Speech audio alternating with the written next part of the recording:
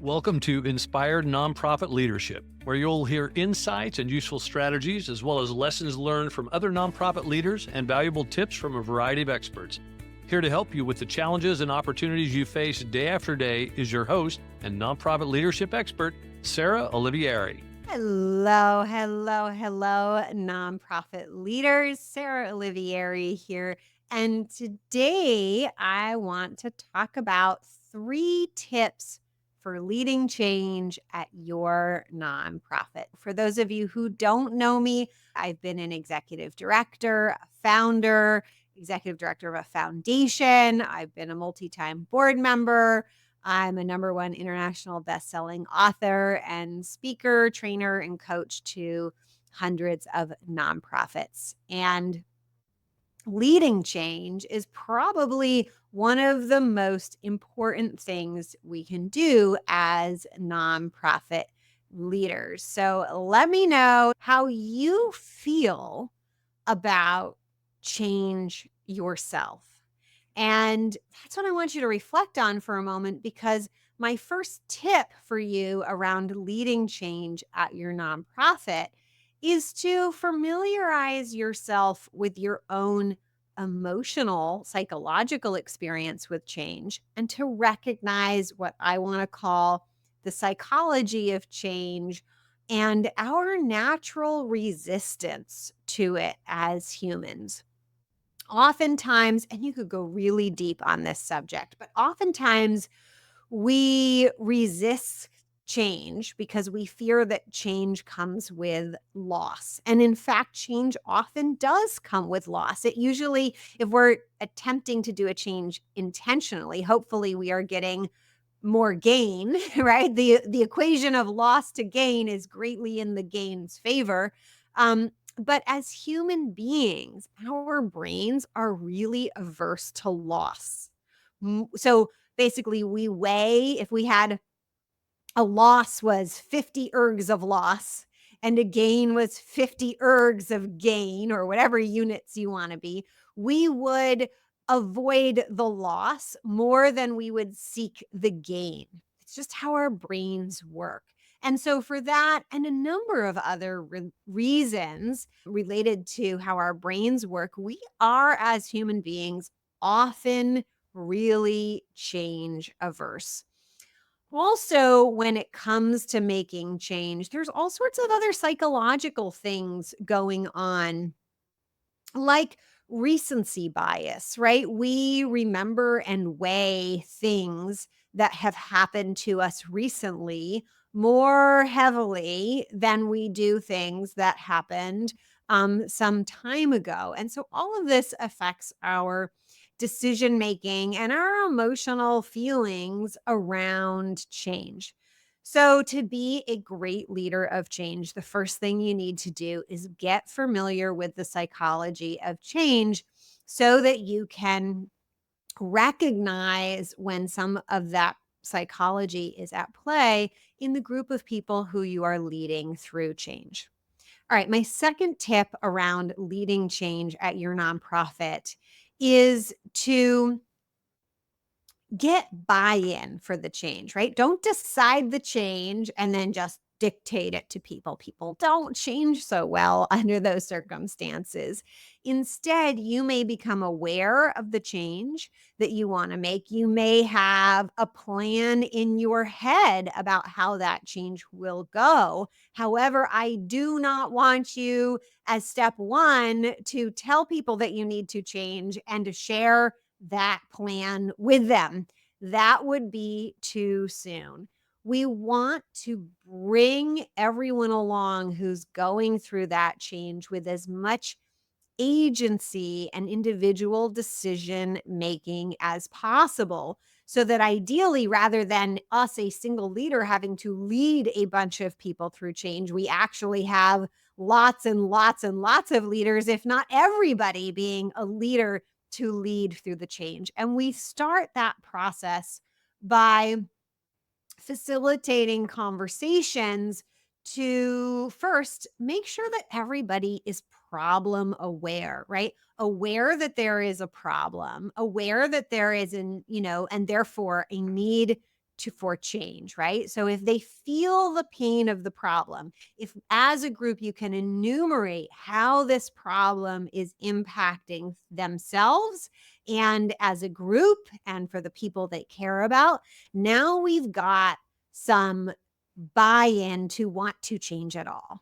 Once we have that buy-in, and only once we have that buy-in, that it is worth changing, that there is real pain to avoid. Because remember, I said we want to use the psychology of change to our advantage, right? And so one of the ways we can do that is by people's aversion to loss, right? So if we can make them realize that they are losing now, we will trigger that desire to avoid loss into a change movement, right? So that is, we really need to make sure that we have that psychological buy-in for the reason, the pain that we're going to avoid by changing. Now we need to get everybody to buy into the plan. And we're going to do that by having them help participate in the planning process. They don't have to decide the plan necessarily, but as many people, if ideally everybody who's going to be involved with the change, should be involved with the planning process legitimately. Now, you may be a super planner and have great foresight, and you may know the plan that's probably going to emerge in your head. And you may have seen around some corners and nudged the plan in one direction or another by saying, oh, I'm worried if we do this, X, Y, and Z are going to happen. What if maybe we tried it that way and facilitate more dialogue, right? But I do also want you to be open as a leader that the original plan you had in your head might not be the final plan. This needs to be a genuine process of giving as many people as possible some level of agency and self-determination in creating the plan. All right. So now we've created a plan together, right? Which means you're going to have a lot of buy-in in that plan. Now there's something really, really important which you need to do in order to complete the change process, which has multiple steps. You need to be very careful about your communication during the change. So the first piece of really important communication you need to provide is, we have decided on the plan, it is finalized, and now we are changing, right? So it is really important that even though you've had this really robust, hopefully group process of developing the plan, the group does need, probably you, if you're the executive director, to come in and say, now we are changing, right? Activate plan, press the go button, flip the switch, right? And you need to signal that clearly, and you're going to need to repeat it and repeat it and repeat it. So you're going to need to, as the change process happens, you're going to need to be echoing, we are in the change process. The change is happening. The plan is being executed. Now, just one side note, a great plan for change includes reviewing how it's going and revising as you go along to account for unintended consequences, because there are always going to be unintended consequences. No plan is ever perfect. And when you have that kind of plan that includes review and adjustment, people know that that's there and that's a possibility. So you need to keep communicating. We are in the change process. We are executing the plan. If there are problems, we will resolve them, right? You need to keep signaling this, and you may have to signal this for months. And then you're going to need to be ready to communicate once the plan is complete and the change has, quote, taken place. You are still not done leading change. You now need to solidify the new status quo through communication. Remind people that they have changed. Remind people that we're not going to slip back. Call people out if you see people slipping back into the old procedure.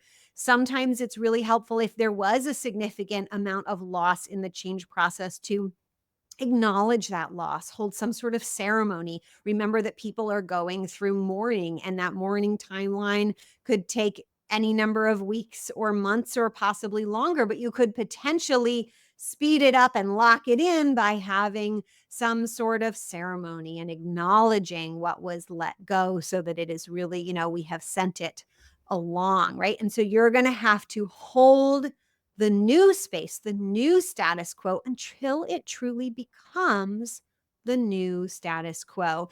And even better, not just you, but hopefully along the way, because you got buy-in, it's not just you, but you have kind of a constituent of leaders who are helping to create the new normal, create the new status quo.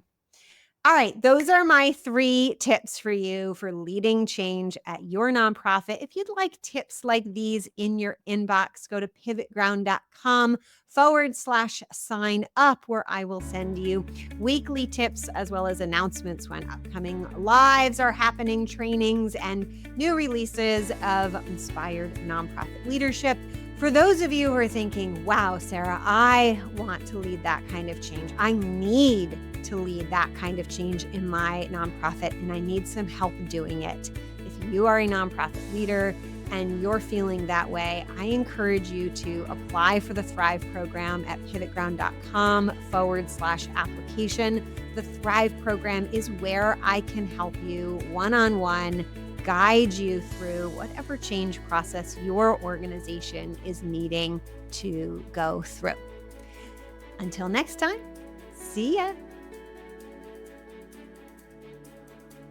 You've been listening to Inspired Nonprofit Leadership. Thanks so much for tuning in. Be sure to subscribe so you don't miss a single episode or the bonus episodes. And while you're at it, please leave a rating and review, and be sure to share with your friends and colleagues. Tune in every week for more useful insights and wisdom on nonprofit leadership. Thanks so much for all you do for the communities you serve. Until next time, all the best.